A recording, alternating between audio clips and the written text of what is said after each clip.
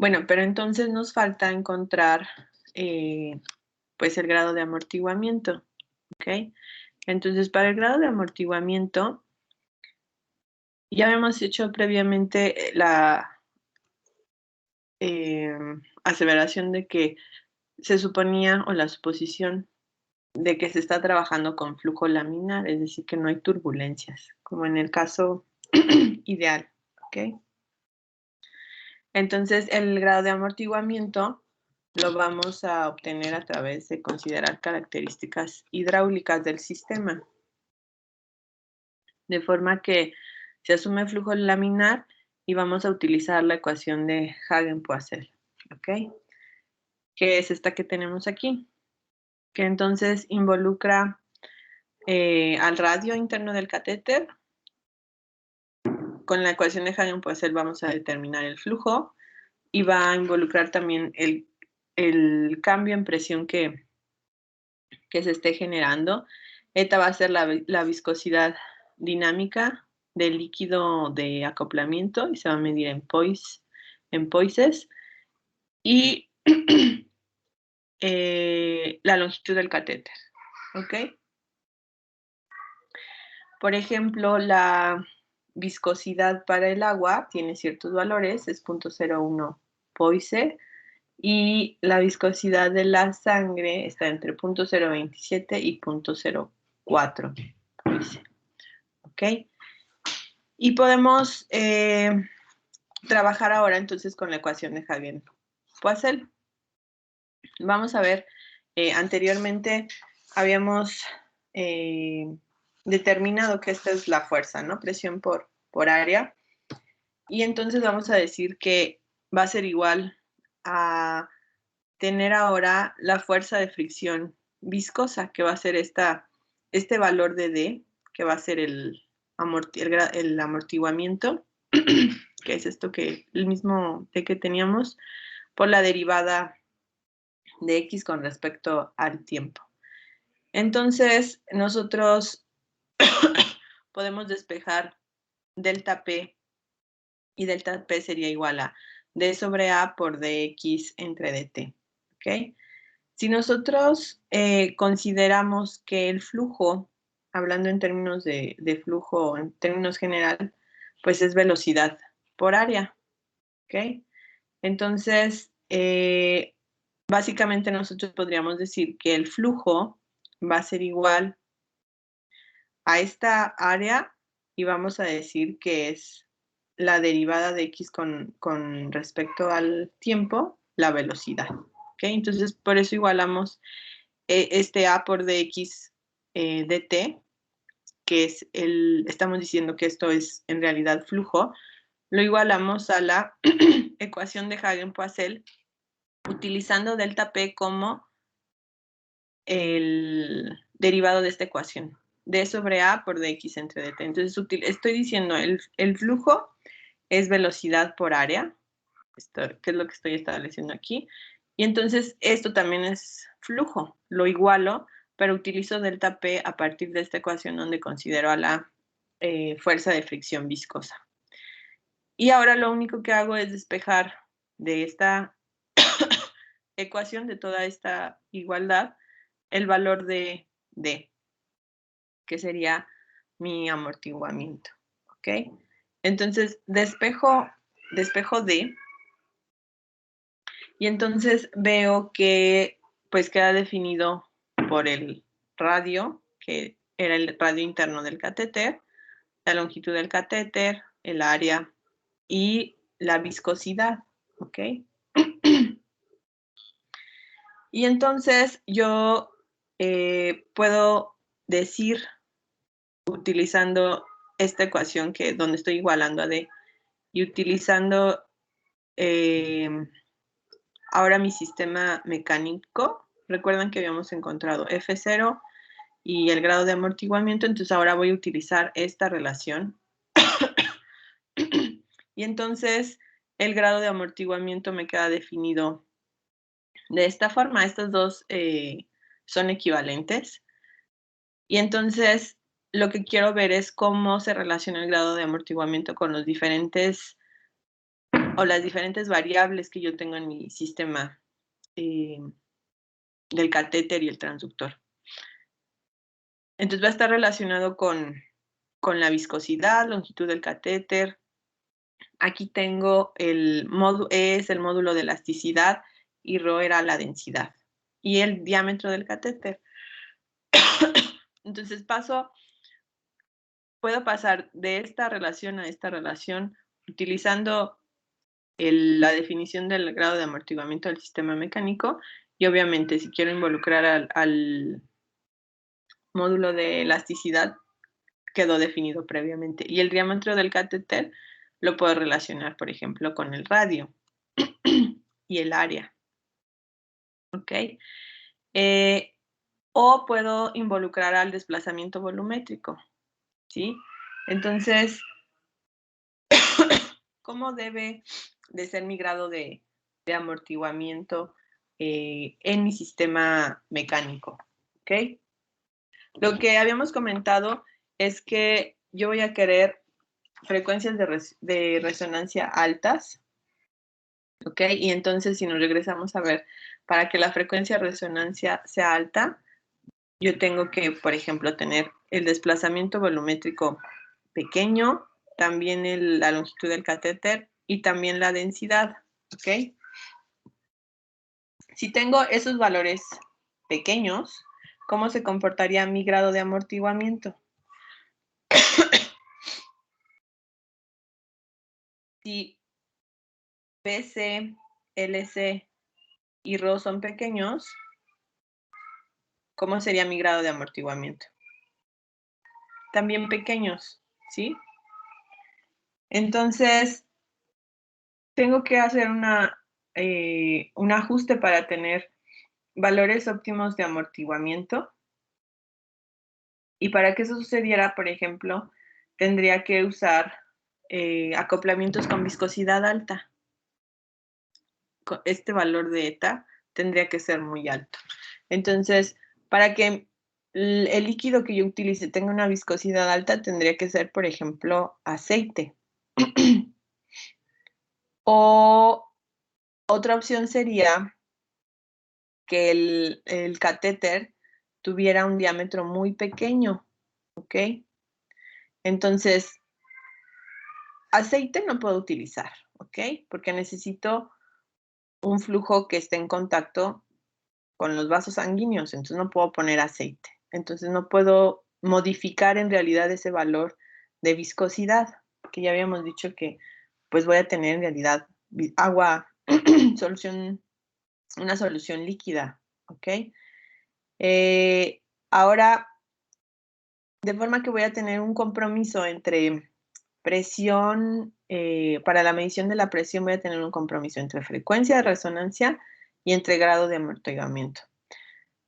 Los grados de amortiguamientos óptimos van a estar alrededor de 0.7, ¿ok? Entonces, si yo busco este grado de amortiguamiento de 0.7, me voy a dar cuenta que me quedaría una frecuencia de resonancia muy baja. Y entonces, de forma que debe de existir este compromiso de que mi grado de amortiguamiento se acerque al óptimo, pero mi frecuencia de resonancia debe de ser alta. ¿Por qué debe de ser alta? Ahorita lo revisamos. Entonces, esta es la definición de mi frecuencia de resonancia, de qué factores depende, y el grado de amortiguamiento, de qué factores va a depender mi grado de amortiguamiento. ¿Ok? Entonces necesito una frecuencia de resonancia alta, el desplazamiento volumétrico para que, por ejemplo, la frecuencia sea alta, ¿cómo debe de ser? Si nos regresamos, decíamos que quiero un desplazamiento volumétrico pequeño, ¿ok? Para que eso suceda, yo tendría que tener un catéter rígido, ¿ok? Eso lo podría obtener en mi sistema, dado que introduzco un catéter. No, el catéter dentro del cuerpo no lo puedo poner rígido, ¿no? Porque tiene que seguir la morfología de los vasos sanguíneos por donde va a pasar. Pero fuera del cuerpo lo puedo tener lo más rígido que sea posible. Entonces, para tratar de disminuir el desplazamiento volumétrico. Otra consideración importante es la longitud del catéter, ¿cierto? Entonces, la longitud del catéter, para que este valor sea alto, ¿cómo debe de ser también? Pequeño, ¿ok? Entonces, la longitud del catéter dentro, pues no la puedo controlar tampoco porque quiero que llegue al sitio de medición, pero fuera del cuerpo tampoco no debe ser exageradamente larga. Entonces, normalmente no excede más de 1 metro para que no me afecte los valores de mi frecuencia de resonancia. Si fuera mucho más grande, va a ser esta frecuencia de resonancia la va a afectar, ¿no? En vez de hacerla más grande, la va a hacer más pequeña. Y otro importante es el diámetro. Aquí no vemos el diámetro, pero aquí sí lo tenemos, ¿ok? Entonces decíamos que también es un parámetro que pueda controlar o variar demasiado, y habíamos mencionado que es aproximadamente 1/3 del diámetro de la arteria. Ahora, esta parte de la densidad y la viscosidad, pues voy a utilizar solución salina más heparina para evitar coágulos, y esto me va a ayudar a tener un grado de amortiguamiento alrededor de 0.6 y 0.7, que es lo que deseo. Y voy a tener un flujo inverso lento, también para evitar que haya sangre en mi líquido y de esa forma cambie la viscosidad o la densidad y me afecte en mi frecuencia de resonancia y mi grado de amortiguamiento.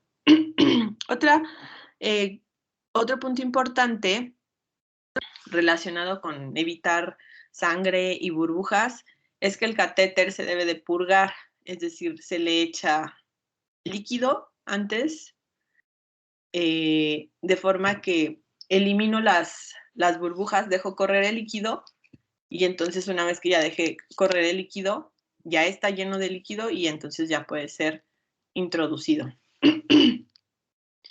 Y otra cuestión es, por ejemplo, la altura de mi sensor, de mi sistema que está conectado al catéter.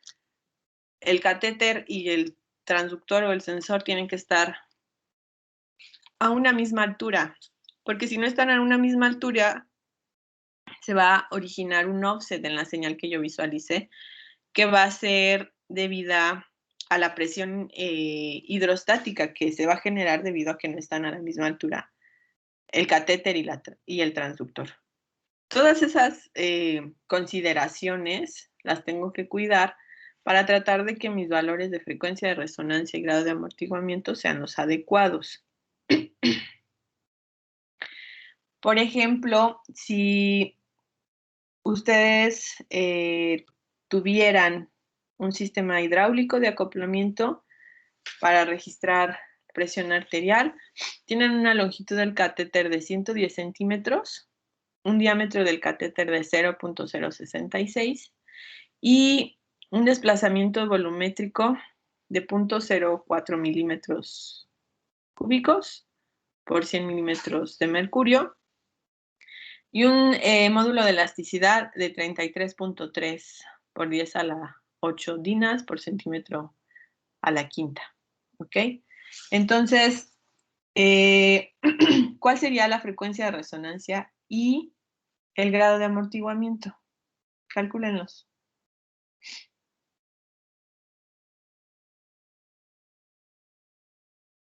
Consideramos que el líquido de acoplamiento es solución salina, entonces la densidad es 1 gramos por centímetro cúbico y la viscosidad habíamos dicho que es 0.01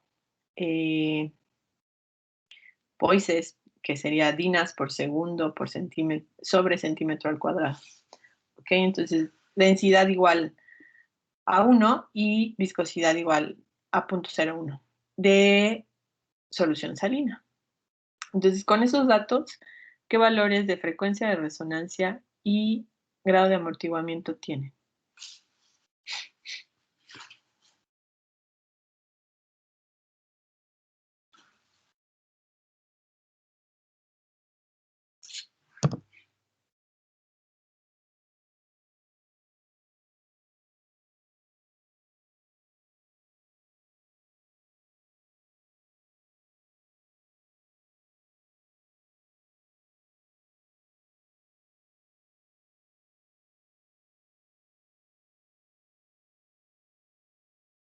¿Sí lo están calculando?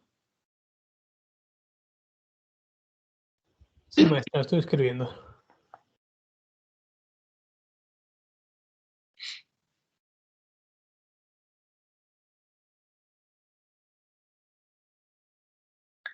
Tienen todos los datos, por ejemplo, para la frecuencia y para el grado de amortiguamiento también. Entonces, nada más hay que sustituirlo en estas dos expresiones, ¿no? ¿Qué les queda?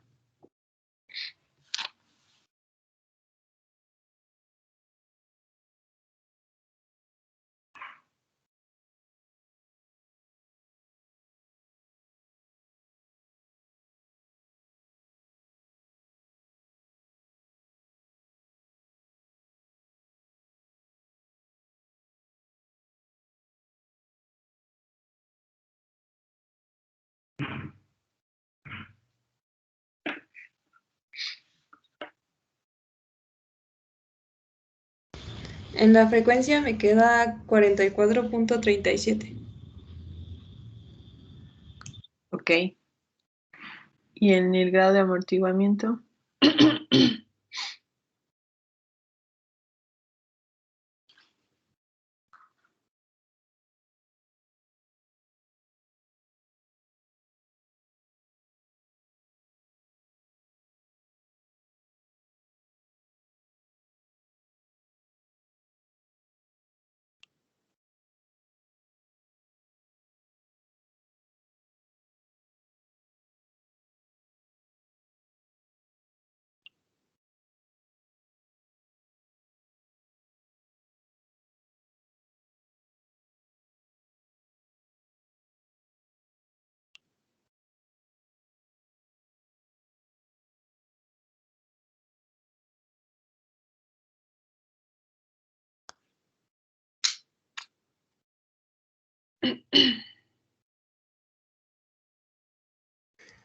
A ver si lo Maestra, saqué bien. usualmente la densidad Es va a ser un... puntos 0.98.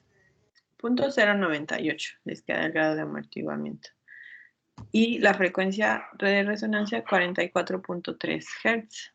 ¿Ok? Entonces, esta parte de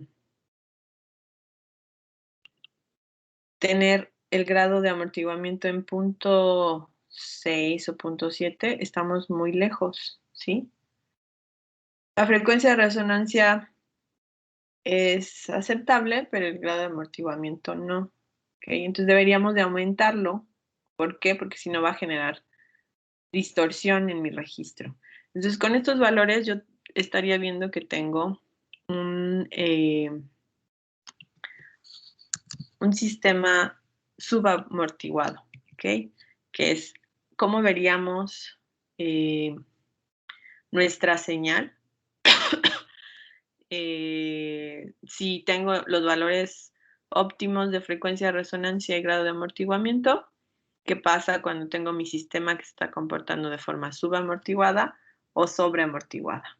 ¿Ok? Entonces, en el caso del ejemplo anterior, yo tendría un sistema subamortiguado. Y, por ejemplo, cuando tengo un sistema sobreamortiguado, es, por ejemplo, cuando entra sangre o burbujas de aire en el catéter, de forma que la respuesta en frecuencia no es suficiente, ¿ok? Incluso aquí ustedes observan, esta variación se llama nodo dicrótico. Como en el sistema sobreamortiguado, incluso se pierde el nodo dicrótico. Entonces está obviamente afectando mi señal que yo espero de presión, y aquí pues estoy generando oscilaciones que no debería de tener. Y aquí tenemos ejemplos también de una medición correcta y de un sistema subamortiguado. Vamos a ver que igual este pulso lo voy a utilizar, tengo que calibrar mi sistema de medición. Entonces, aquí yo estoy graficando la frecuencia contra el grado de amortiguamiento, ¿ok? La frecuencia natural de un sistema pues va a estar determinada por los componentes del sistema, ¿ok? Y básicamente vimos que puedo aumentar esta frecuencia si si disminuyo la longitud, ¿sí? Decíamos que necesito valores de longitud del catéter pequeños, dentro del cuerpo no lo puedo controlar y fuera del cuerpo no debe de exceder de 1 metro. ¿Ok? Podría disminuir la densidad, pero tampoco puedo hacer mucho con eso, o aumentar el diámetro y tampoco puedo hacer mucho con eso. ¿Ok? Entonces, esta frecuencia frecuencia natural lo que hace es o decirnos en qué momento nuestro sistema empieza a oscilar, ¿ok? Y entonces este fenómeno se conoce o lo conocemos como resonancia. Lo que queremos es que para mediciones de la presión arterial nuestro sistema esté muy cerca de la frecuencia a la que los componentes senoidales le ayuden a generarse a la forma de onda de la presión arterial, ¿ok? Si nuestro sistema resona, lo que va a generar es que va a generar se va a generar excesiva amplificación y entonces se va a generar distorsión de la señal, ¿ok? De forma que lo que nosotros queremos, debido a eso, es que nuestro sistema tenga una frecuencia natural muy alta o de resonancia, una frecuencia muy alta, ¿ok? Al menos 8 veces la frecuencia fundamental, que decíamos que la frecuencia fundamental, ¿quién era? ¿Se acuerdan? Ya lo habíamos mencionado. Para hablar de la frecuencia de muestreo de la presión.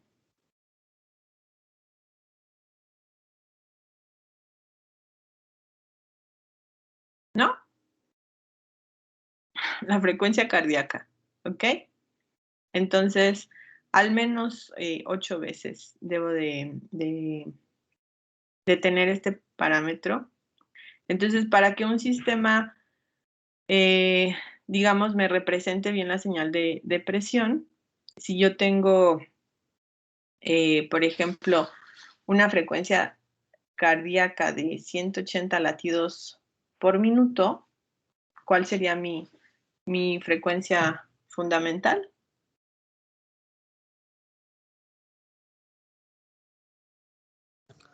¿De cuánto dijo? De 180.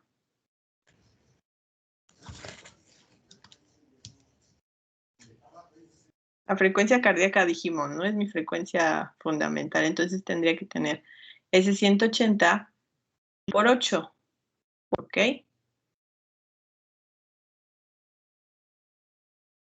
¿Cuánto les da 180 por 8? 1440.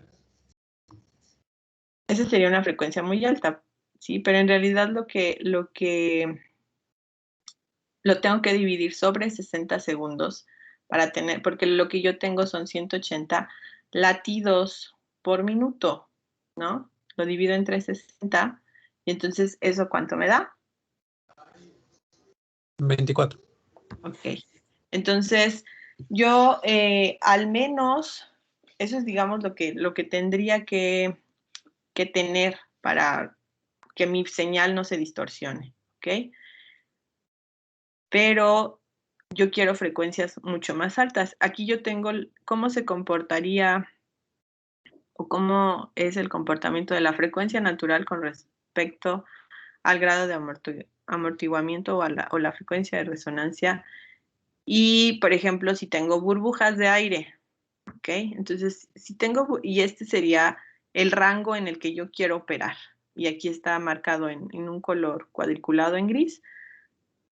¿En qué valores, en qué rango de valores tengo una respuesta dinámica adecuada? Es decir, que mi señal de presión no se está distorsionando. Tengo que tener, por eso decíamos que valores entre 0.6 y 0.7 y frecuencias altas, 40 Hz o más altas. Por eso decíamos en el ejercicio anterior que 44 Hz era aceptable, pero mi valor de amortiguamiento de 0.09 era muy bajo. ¿ok? Entonces yo quiero estar en esta zona para no tener un sistema ni subamortiguado ni sobreamortiguado, sino óptimo, ¿ok? Y que principalmente, pues, si no estoy en este rango, mi señal de presión se va a ver distorsionada. Si yo tengo burbujas, esto me va a generar que me encuentre en este sitio donde no estoy muy lejos de tener la forma de onda de la señal de presión de forma óptima, ¿ok? Por eso entonces requiero grados de amortiguamiento altos. Esta es la imagen de el sistema. Este va conectado al cable, este va conectado a la solución que se está inyectando. Esta es la cánula y este es el transductor. No, se me ha olvidado enseñarles el del laboratorio, pero se parece mucho. Se parece mucho el transductor. Y los que van al hospital, pues igual han visto algún transductor de estos. Esto es lo que verían si llegaran a tener la oportunidad de ver que se está monitorizando la presión sanguínea de forma invasiva, van a ver un sensor de este tipo. Aquí ya se ve más actual. Y aquí tienen todas las vías para, por ejemplo, tomar muestras, etcétera. Y aquí ya va la conexión. Y es, digamos, esto el paquete, ¿no? Que cuando lo abren es el paquete listo para utilizarse. Y entonces se conecta, se introduce el catéter. Esta parte de las 3 vías, pues esto que ven ustedes aquí. Y voy a tener entonces una solución salina con heparina que va a estar presurizada porque recuerden que quiero un flujo inverso lento.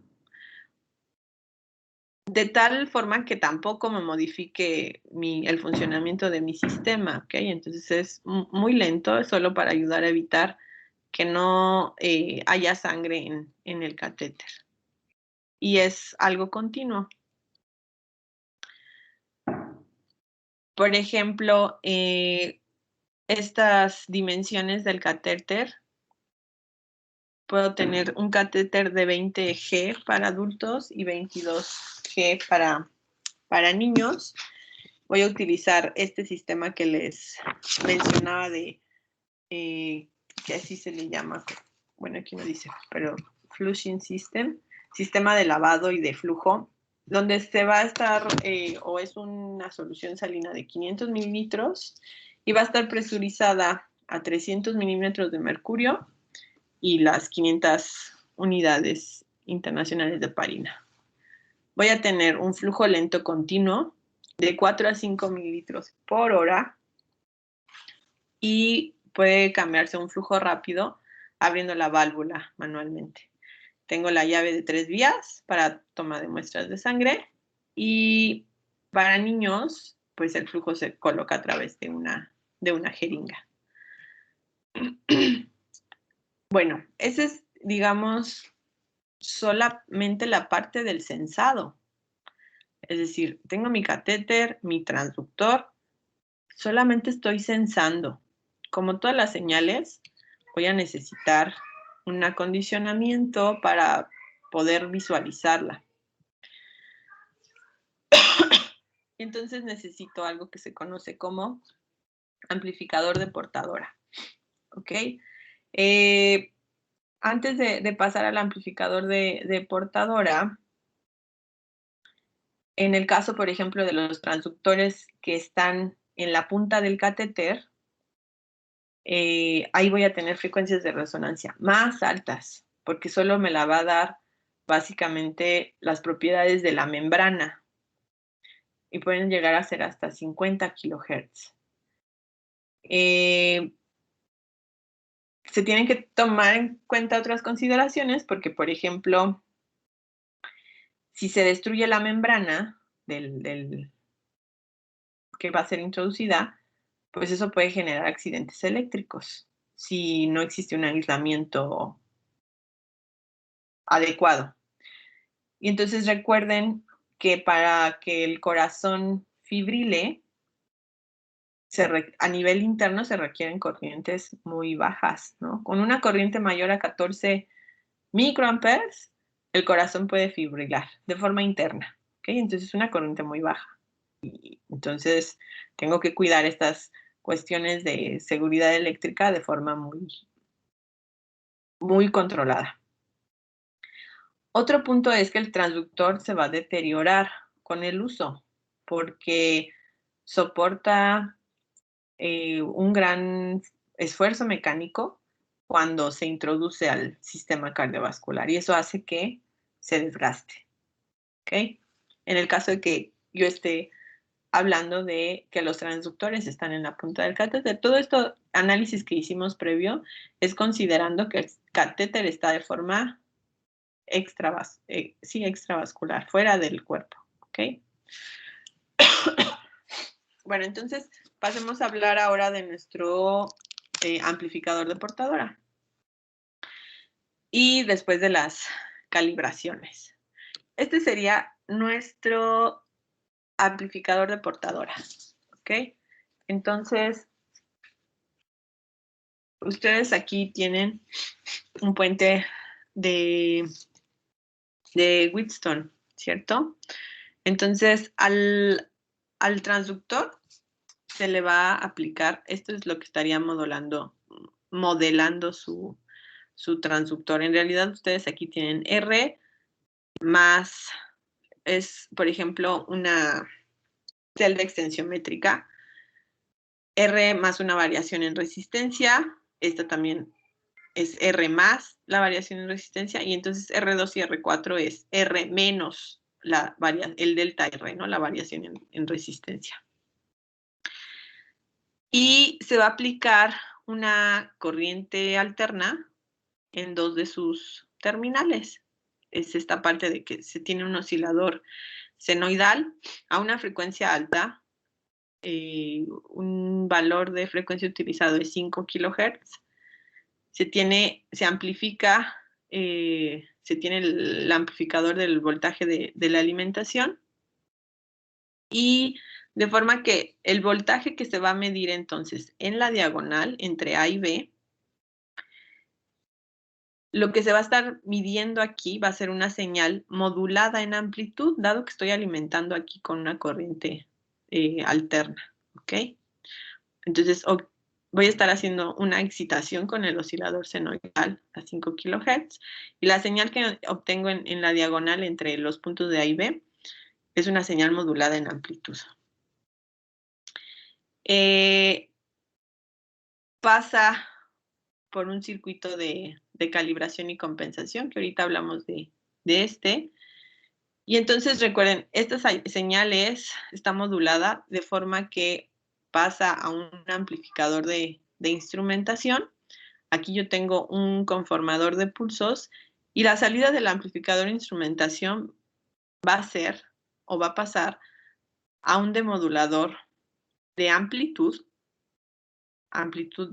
AM es amplitud modulada, sensible a la fase, ¿ok?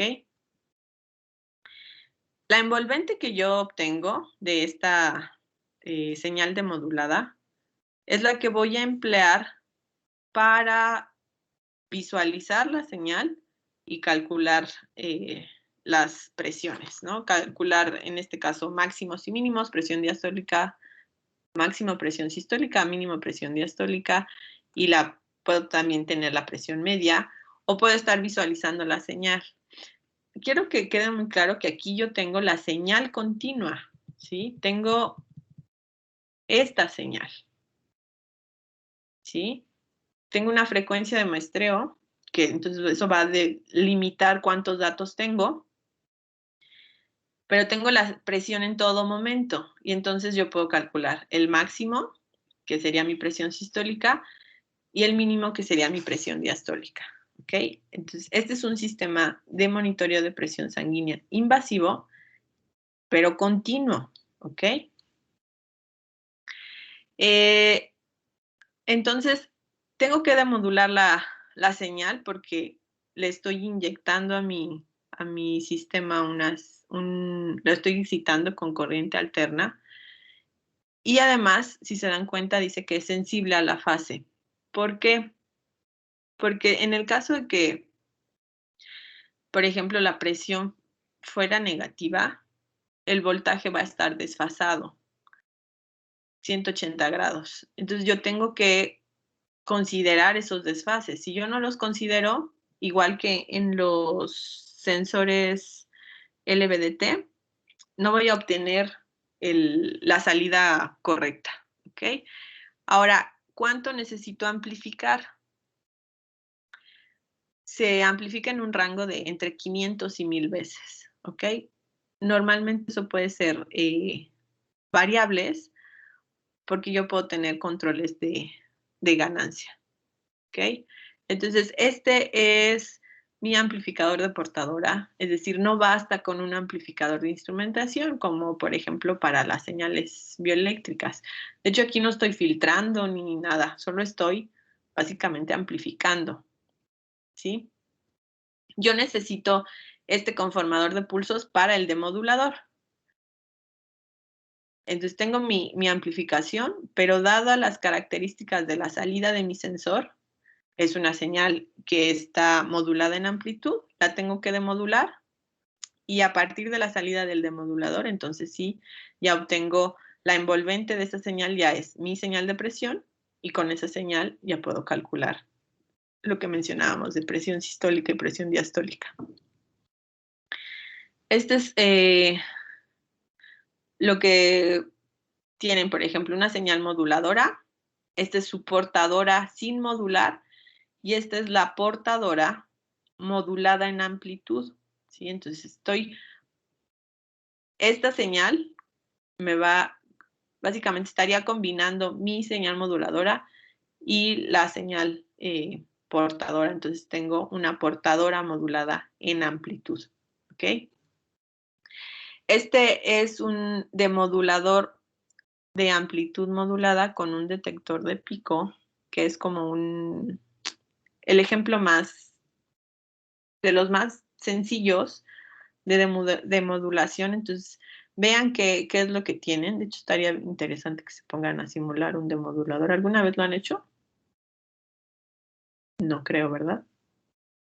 No.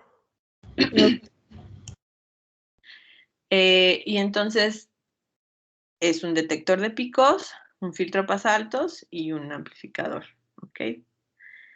Y esto es lo que estarían viendo. Y entonces al final se quedan ya con su señal de interés. Pero este es un demodulador de AM, digamos, básico. Lo que nosotros queremos es un un demodulador sensible a la fase, ¿ok? Este es otro ejemplo. Tengo aquí una señal de radiofrecuencia modulada, la antena, mi capacitor, mis bobinas. Obtengo la salida que veo a través del diodo y la filtro, ¿ok? Si se dan cuenta, si se regresan a las diapositivas donde, por ejemplo, el aislamiento tenía modulación y demodulación, ahí en el diagrama, que en realidad es el diagrama de un integrado, ahí viene un bloque de filtrado, ¿no? Entonces siempre van a tener la parte de filtrado y esa es la señal demodulada que obtiene. Vamos a pasar a la parte de calibración. Aquí dice que tengo calibración estática, ajuste de cero y calibración del amplificador de portadora, calibración del sistema con el transductor y calibración del trazo en la pantalla. Y ustedes aquí tienen controles de calibración y cero, de rango y de sensibilidad y equiposición y ganancia, ¿ok? Entonces, vamos a hablar exactamente de qué se trata eso. Cuando yo estoy diciendo que tengo una calibración estática, voy a utilizar un sistema de este tipo, ¿ok? Entonces voy a conectar el transductor al amplificador de portadora, enciendo el amplificador y lo que voy a hacer es que voy a aplicar al domo de la cabeza del transductor y lo voy a mantener a la presión atmosférica, no lo voy a mantener así sin conectar o que haga contacto con nada. Y entonces lo que voy a hacer, aquí ustedes ven esta llave de 3 vías y tienen su sensor de presión, su transductor. Obviamente cuando calibran no lo conectan al paciente. Y lo que van a hacer es primero ajustar a 0 y calibrar el amplificador de portadora. Entonces, en su monitor de sistema o ya el equipo, lo que van a hacer es seleccionar las presiones, ¿ok? Es decir, van a ir seleccionando sistólica, diastólica, media, que se estarían moviendo en un rango de 0 a 300 milímetros de mercurio, ¿ok? Y entonces van a colocar, cuando lo tienen sin conexión a nada, esperan que la lectura sea 0, ¿ok?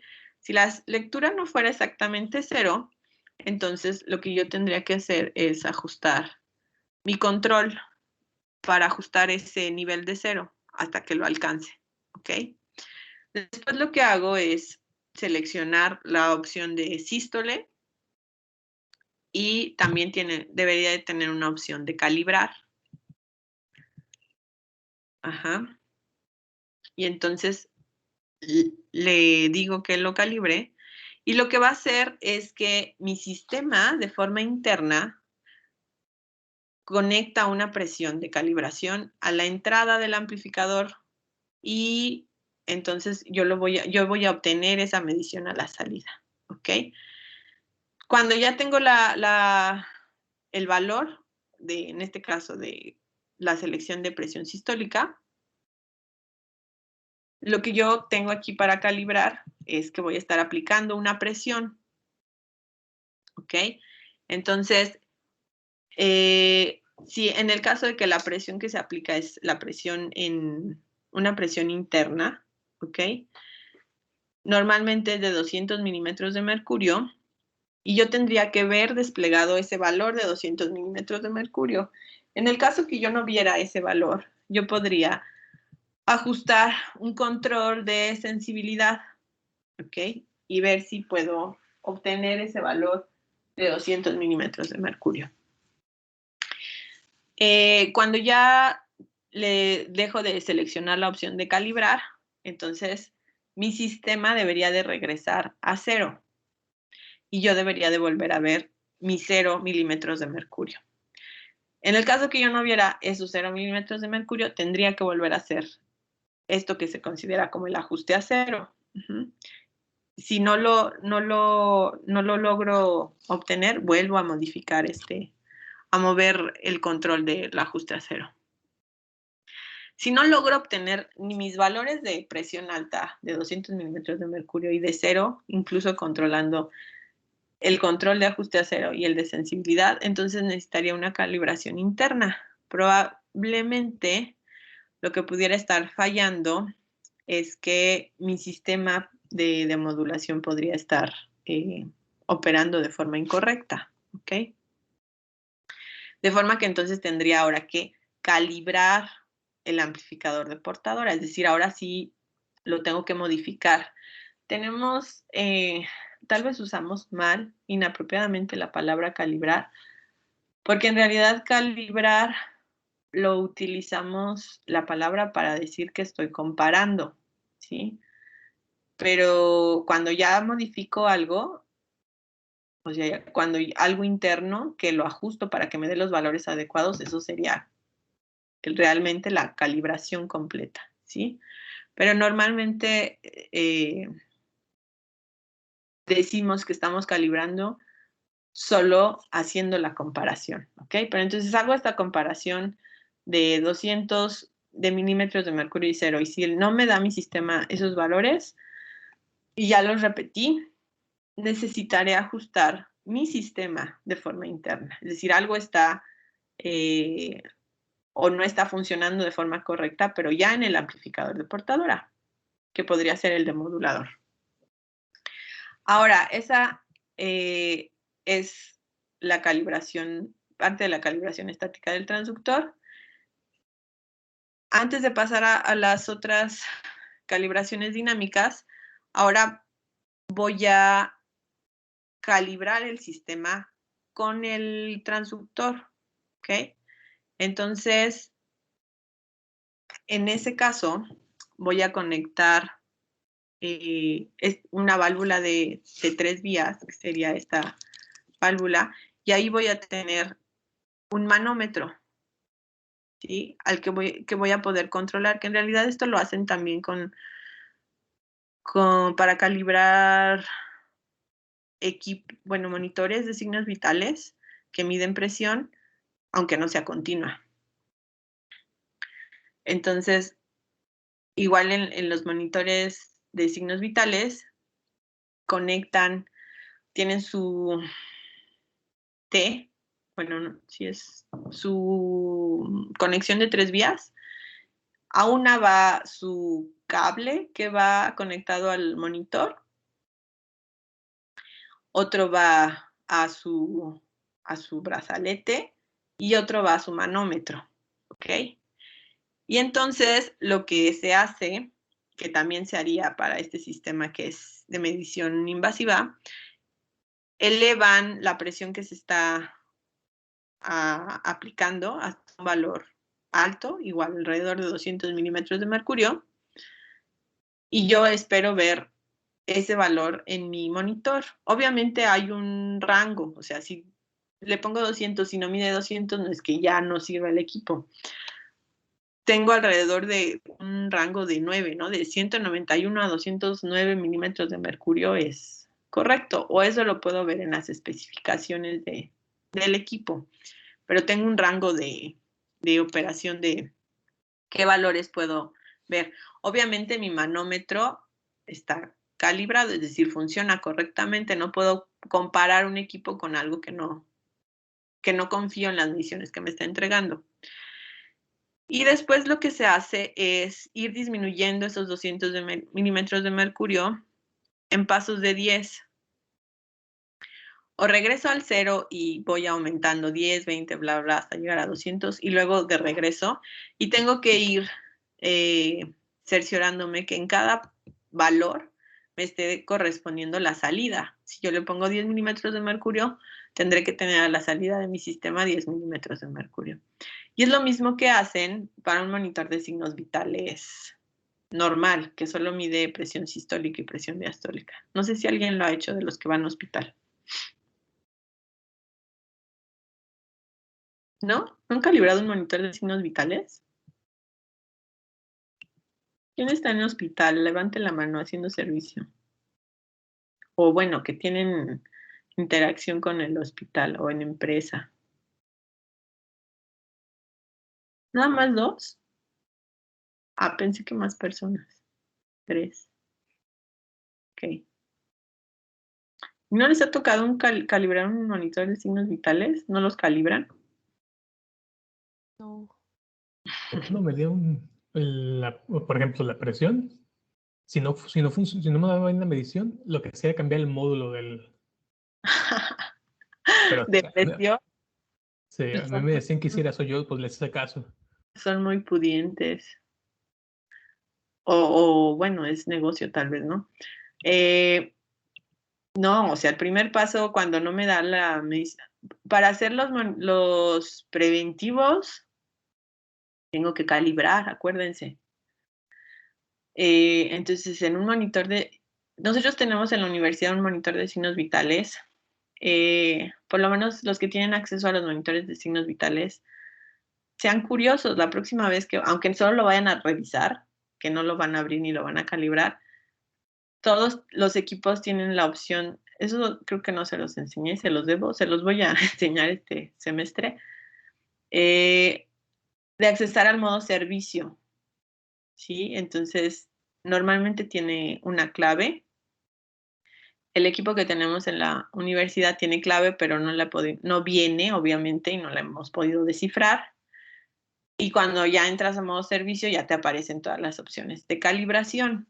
Y entonces ahí debería de aparecer para calibrar la presión. Entonces no puedo, tampoco me he puesto mucho a intentar hackear el equipo para entrar a modo servicio.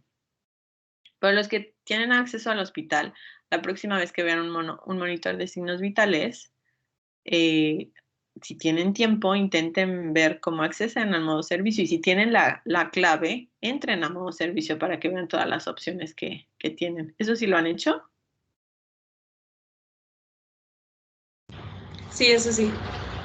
Bueno, entonces ahí está la calibración de presión. Entonces, en el preventivo se los deberían de hacer. Si no me da la señal de presión, pues sí, lo que tengo que revisar es, obviamente lo pruebo con mi sistema que sé que está en perfectas condiciones, mi manómetro, mi brazalete, etcétera. Y entonces, pues sí tendría que cambiar el módulo de la presión. Pero bueno, entonces esa calibración en realidad es para ambos sistemas invasivos y no invasivos. Y dentro de mi amplificador de portadora está también la calibración de lo que visualizo en la pantalla. Quiero ver que cuando tengo 0, esté exactamente en la línea de base. Si no lo tuviera, puedo controlarlo con el control de posición. O puedo regresarme a calibrar el ajuste a 0, ¿ok? Y cuando le oprimo esta parte de calibración, es decir, la opción en el equipo, lo que hace es que conecta a una presión interna alrededor de 200 milímetros de mercurio. Y entonces, igual, yo tendría, ahora, además de ver el valor de presión, quiero ver cómo me lo despliega. Si no me lo estuviera desplegando adecuadamente, entonces ahí podría modificar la opción o el control de ganancia, ¿ok? Que en realidad es un potenciómetro. Y esos serían, por ejemplo, algunos de las calibraciones que se pueden hacer con el amplificador de portadora, hablando de calibraciones estáticas. Y hay otro tipo de calibraciones que se conocen como calibraciones dinámicas. Entonces, se aplica ahora un cambio abrupto en la presión y registro las oscilaciones que se generan. Entonces, este es mi transductor y lo voy a conectar a solución salina y voy a conectar pues un globo o algo que me sirva como membrana que podría ser un globo quirúrgico, sí, un guante quirúrgico. Y voy a generar este cambio instantáneo, abrupto en presión, como rompiendo esta membrana que estoy poniendo, ¿ok? Y tengo aquí mi esfigmomanómetro, ¿ok? Entonces, tengo una presión de entrada, como esta membrana que estoy poniendo aquí, lo que yo hago es aplicar presión, ¿sí? Entonces, rompo esta membrana y va a caer la presión, obviamente, de forma abrupta. Pero mi sensor, ¿cómo va a registrarlo? Mi sensor va a empezar a registrar oscilaciones. Y entonces, lo que se hace es medir la amplitud de los picos sucesivos y se va a calcular esto que se conoce como el decremento logarítmico, que va a ser el logaritmo natural de y de n y y de n más 1, donde n representa las oscilaciones. ¿Ok? N, por ejemplo, es la primera oscilación y n más 1 es la segunda oscilación. Y una estimación de mi grado de amortiguamiento sería este decremento logarítmico entre esta relación de la raíz cuadrada de 4pi al cuadrado más este decremento al cuadrado. Esta sería una estimación a través de mi cambio abrupto de presión del grado de amortiguamiento, ¿ok? Para, para no tener que, obviamente yo puedo tener un grado de amortiguamiento teórico, específico, como lo vimos, pero pues depende de muchas variables que probablemente sea complicado medir. Entonces, yo puedo tener esta estimación utilizando esta calibración dinámica. Y para la frecuencia de resonancia, ahora lo que voy a medir son periodos entre oscilaciones sucesivas, que sería este valor de T. Por ejemplo, el periodo que existe entre la primera oscilación y la segunda oscilación. Y así voy a encontrar la frecuencia natural del sistema, como 2pi entre el periodo por la raíz cuadrada de 1 menos el cuadrado de mi grado de amortiguamiento. De esta forma, entonces, yo puedo conocer qué valores de frecuencia y grado de amortiguamiento tiene mi sistema. Entonces se conoce como la respuesta a escalón, ¿ok? Y puedo tener también una respuesta en frecuencia. Por ejemplo, ahora no aplico un escalón, sino aplico una excitación senoidal. Voy a tener un generador de senoidales, lo conecto a una bocina que va a estar conectada con solución salina, a donde voy a conectar todo mi sistema, mi catéter, mi transductor, y tengo un sensor ideal que es mi patrón, ¿no? Mi referencia. Y lo que voy a hacer entonces es ir variando la frecuencia de mi señal senoidal, y lo que voy a estar obteniendo pues es la amplitud y la fase de la salida en función de la frecuencia que yo esté aplicando. Y entonces lo que voy a estar haciendo es comparando lo que mide mi sensor con lo que mide mi sistema, ¿no? De presión que estoy comprobando. ¿Preguntas hasta aquí?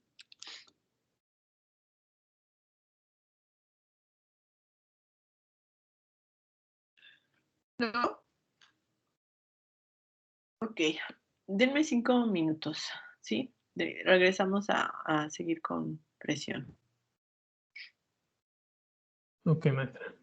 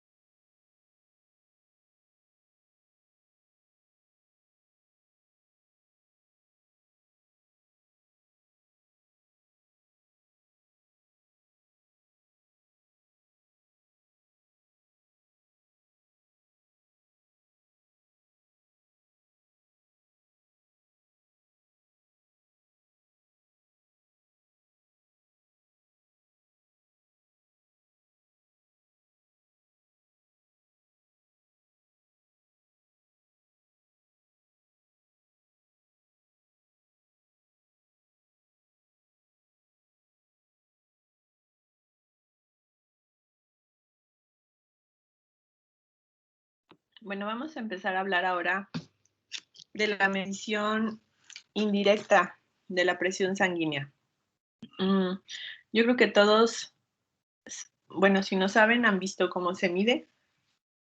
Y entonces ese método se conoce como el método de Riva-Rocci o el método de auscultación.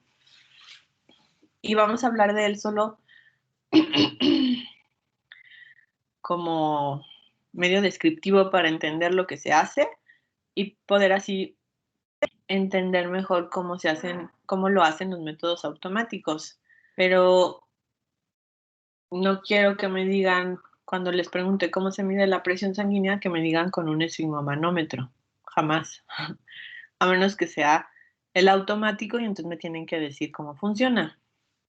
Entonces este método no entra dentro de los métodos que me tienen que describir o que deben de entender de medición de presión sanguínea, porque lo que queremos es saber cómo lo hacen los dispositivos médicos, los equipos médicos. Esto lo hace una enfermera, un médico, ¿ok?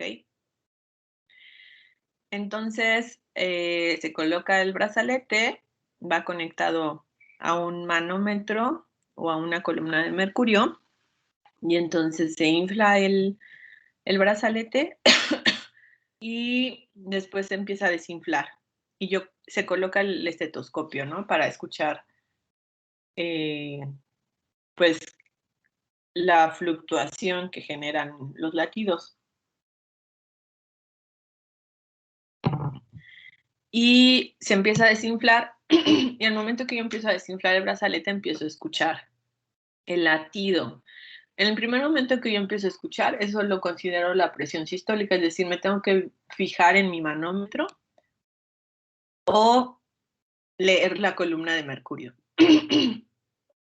Cuando sigo bajando la perilla del brazalete, voy a dejar de escuchar los latidos y ese momento lo ubico como presión diastólica, es decir, me tengo que fijar otra vez en mi manómetro o en mi columna de mercurio y ya medí la presión. Ya tengo los valores de presión sistólica y presión diastólica. Entonces solo son dos valores y no son de forma continua, es decir, yo podría decir, sí, la mido y luego la vuelvo a medir y luego la vuelvo a medir, pero no puedo estar haciendo eso una hora. En primera, porque le voy a causar incomodidad a la persona y porque voy a estar en realidad modificando el comportamiento de lo que sería realmente la presión, porque estoy inflando a presiones muy altas, ¿ok? No es algo que se haga de forma natural. Y entonces los monitores de signos vitales que tienen el monitoreo de presión no invasiva, pues es lo que de forma automática emulan este procedimiento. Y si han visto, lo que se hace es, por ejemplo, pedirle al monitor que la mida tal vez cada hora, si se requiere, pero en realidad se mide entre periodos más largos de tiempo. Si mi paciente, por ejemplo, tendría que cuidar las variaciones en presión porque es un paciente crítico, entonces seguramente estaría en terapia intensiva, seguramente estaría cateterizado y se le estaría monitorizando la presión continua. Entonces, no voy a ver monitorizaciones de presión continua en hospitalización normal, sino voy a verlo obviamente en quirófano y probablemente para algunos pacientes en terapia intensiva, ¿ok? Pero con un monitor de signos vitales normal que tenga presión no invasiva, todos tienen presión no invasiva, voy a tener solamente estos valores de presión sistólica y presión diastólica.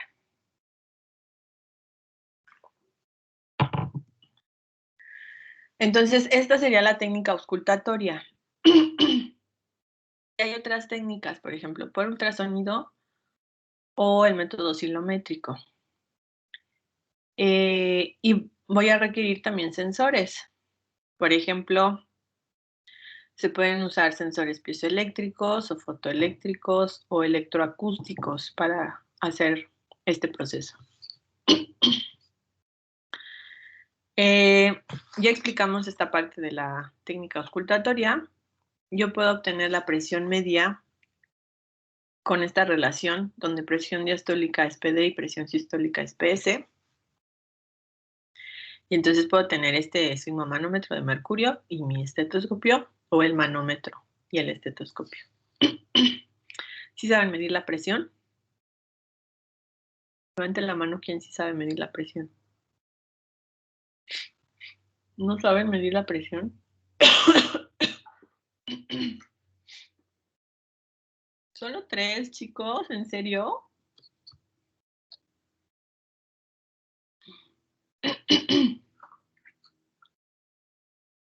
Bueno, si estuviéramos en el laboratorio tendrían que aprender porque la tendrían que medir, pero no vamos a estar en el laboratorio. Entonces, por ejemplo, en el laboratorio tienen un brazalete que tiene un sensor y tienen un estetoscopio que tiene una salida digital. Y entonces lo que se hace es replicar este método, o sea, mido la presión de forma normal, pero voy a estar obteniendo la señal de presión del brazalete y la señal de los sonidos del estetoscopio. Y entonces una parte de la práctica es comparar qué valores obtengo con los sensores, ¿no? Con el sensor, con el micrófono del estetoscopio y con el sensor de presión del brazalete. Y cómo o qué tantos son similares o qué tantos son diferentes del valor que yo ubiqué en el manómetro. Y esto es lo que ven en su práctica. Empiezan a aumentar la señal de presión hasta un valor aproximadamente de 200 milímetros de mercurio y van disminuyendo la señal de presión.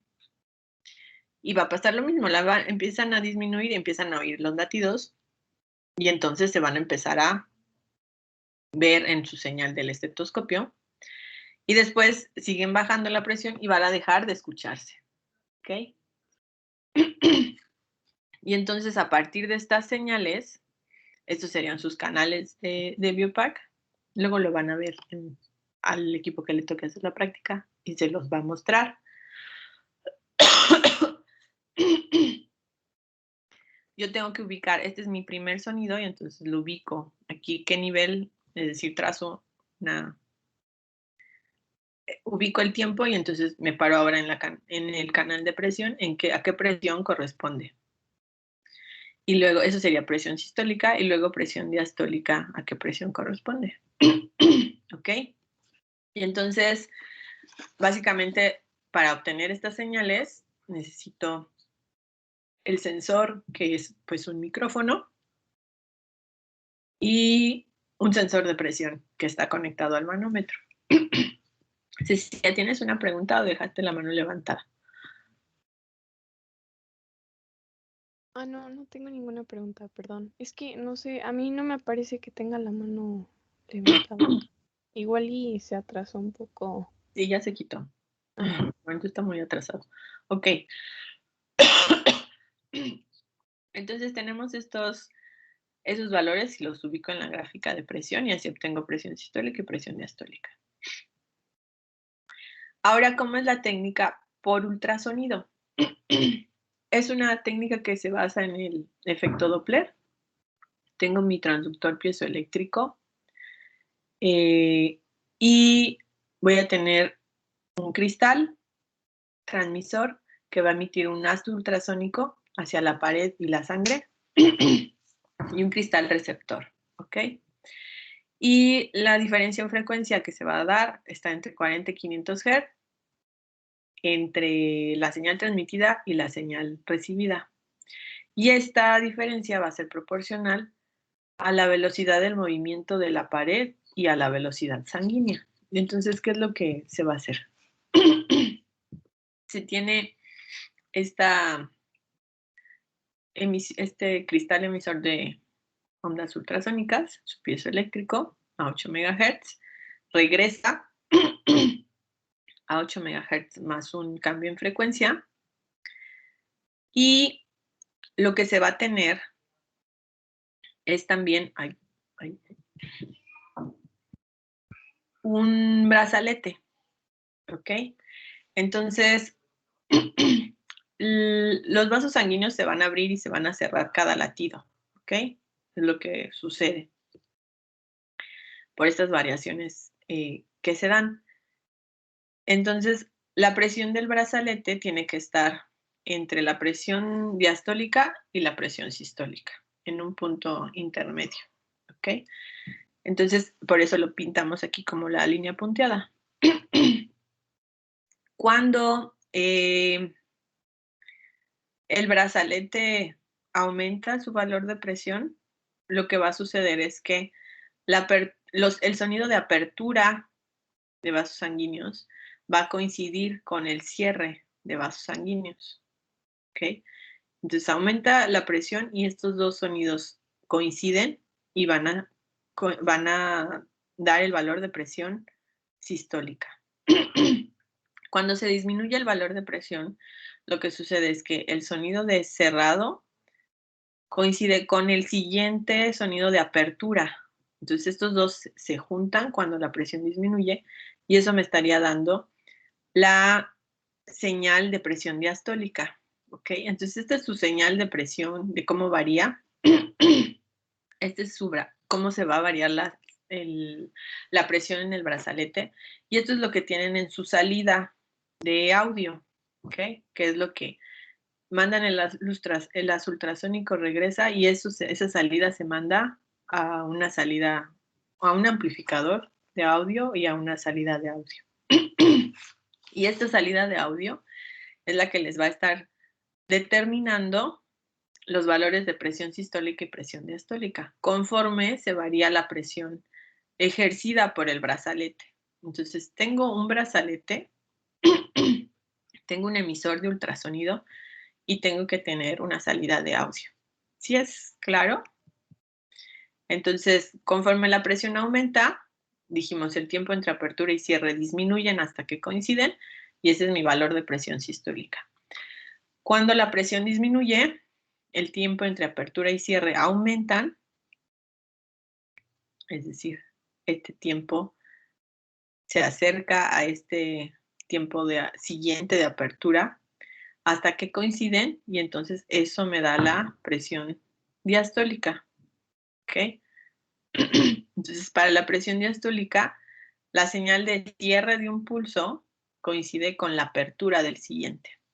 Y así es como obtengo los valores de presión sistólica y presión diastólica. Estoy midiendo también de forma indirecta la presión sanguínea y solamente también estoy obteniendo un valor de presión sistólica y presión diastólica, ¿ok? No lo puedo hacer tampoco de forma continua así, porque pues tengo que estar, es lo mismo, tengo que estar inflando y desinflando el brazalete. Hay otro método, que es el método oscilométrico. Entonces, aquí voy a anular la salida de el estetoscopio y me voy a quedar solo con la señal del sensor de presión. Y a partir de esa señal yo voy a determinar quién es mi presión sistólica y quién es mi presión diastólica. Muchos de los equipos que venden comerciales de medición de presión, los que venden en farmacias, que traen su brazalete, se infla, o sea, lo encienden, le dan iniciar, se infla y ya se desinfla solo y les da los valores de presión sistólica, diastólica y frecuencia cardíaca. ¿Sí? ¿Todos ubicamos esos? ¿Sí los han visto alguna vez? Sí, doctora. Pues ya también es como común tener uno en casa de esos, ¿no? Entonces, utilizan muchos el método oscilométrico, o generalmente utilizan el método oscilométrico. Hay varias, de hecho les voy a dejar investigar. Depende de ciertos parámetros, entonces estos parámetros pueden cambiar, ¿ok? Dependiendo del fabricante, pero yo les voy a explicar uno. Entonces, yo voy a tener esta señal y lo que quiero es desmontarla de esta pendiente para obtener una señal de este tipo, ¿ok? Entonces, ¿cómo creen que le deba de hacer para pasar de estas? En realidad, esto no me interesa, ¿no? Tengo esta señal y me interesa, pues, dónde están las oscilaciones. Si le hiciéramos un zoom, que es esto, pues esta parte, yo empezaría a ver cuando se dan los latidos y que se nota un poco estas oscilaciones, que empieza a oscilar más, ¿ok? Entonces, esta señal me interesa tenerla en la línea de base. ¿Cómo se les ocurre hacerlo?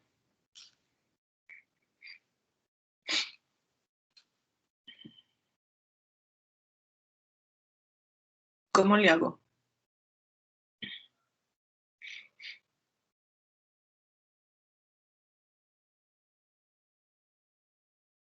¿Ni idea? ¿Alguna idea? ¿No podría ser con un filtro? Ajá, un filtro, ¿qué?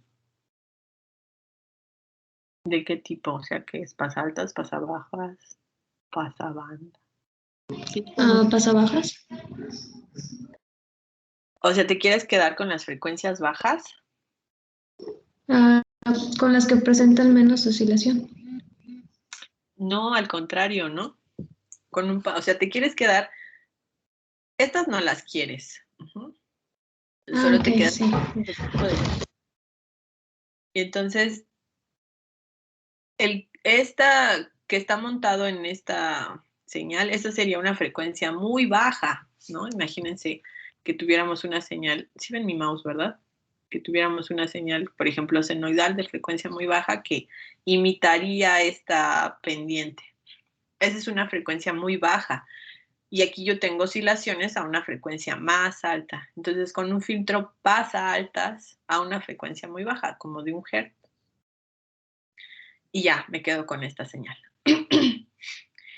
Y entonces, a partir de esta señal, yo voy a determinar cuándo es presión sistólica y presión diastólica, estableciendo porcentajes del valor máximo. Mi valor máximo va a corresponder a la presión media. ¿Ok? Entonces, este valor marcado aquí con 2 es la presión media. Y después yo voy a considerar la amplitud del. Cuando encuentre el 55% con respecto al máximo de amplitud, eso lo voy a ubicar como mi presión sistólica. Y cuando me ubique al 85% del máximo, esa va a ser mi presión diastólica. ¿Ok? Estos porcentajes son los que les digo que si ustedes se ponen a investigar método oscilométrico, van a encontrar que algunos autores, bueno, fabricantes no, más bien en artículos científicos, porque los fabricantes difícilmente te dan información, pero pueden encontrar que utilizan otros valores o otra forma de determinar cuándo es presión sistólica y cuándo es presión diastólica. Entonces les queda de tarea investigar alguna forma adicional, obviamente que no concuerde con estos valores, pero que también es un método oscilométrico que esté publicado, ¿no? Pero esta es una forma, ¿ok? Y en realidad aquí está como el zoom de lo que ustedes tienen. Tengo estas oscilaciones, las desmonto de mi oscilación de baja frecuencia con el filtro pasaltas y tengo esta forma de señal. Y entonces calculo el máximo y los porcentajes para presión sistólica al 55% y diastólica al 85%. Este en realidad es otro método que no toma el 55-85, dice, la primera oscilación mayor, pero pues esto es como un poco ambiguo, ¿no? Porque ¿cómo considero mi primera oscilación mayor? Y mi última oscilación mayor, es decir, tendría yo que tener un umbral para decir cuál es una oscilación mayor. Y una variación de este método es el método oscilométrico derivativo. Obtengo la envolvente, esta envolvente de las oscilaciones, y con esa envolvente calculo la primera derivada, que se vería de esta forma.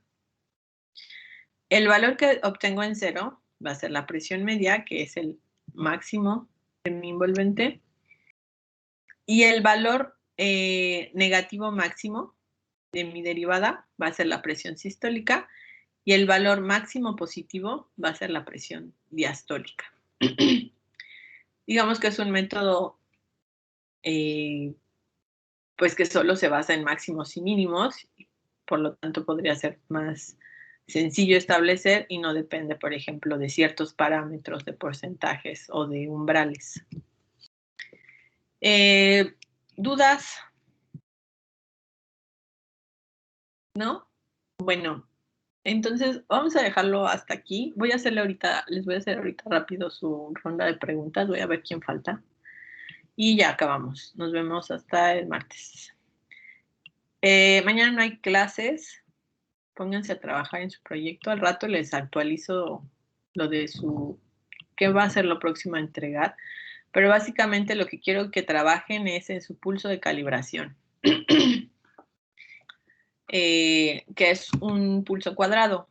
¿Ok? Entonces tendrán que investigar, o a lo mejor ya lo vieron, cómo hacer un pulso cuadrado y incorporárselo a su simulación. Entonces lo que debería de verse cuando me lo enseñen es su pulso cuadrado y luego empieza o su señal senoidal o idealmente su señal de ESG, ¿ok? Entonces ese es el siguiente paso. Si no han introducir la señal de ESG a su simulación, habría que buscarlo, y el pulso de calibración, de forma que ustedes van a tratar de emular exactamente lo que se ve en el electrocardiograma, un pulso y enseguida la señal de ESG, ¿ok? ¿Sí es claro?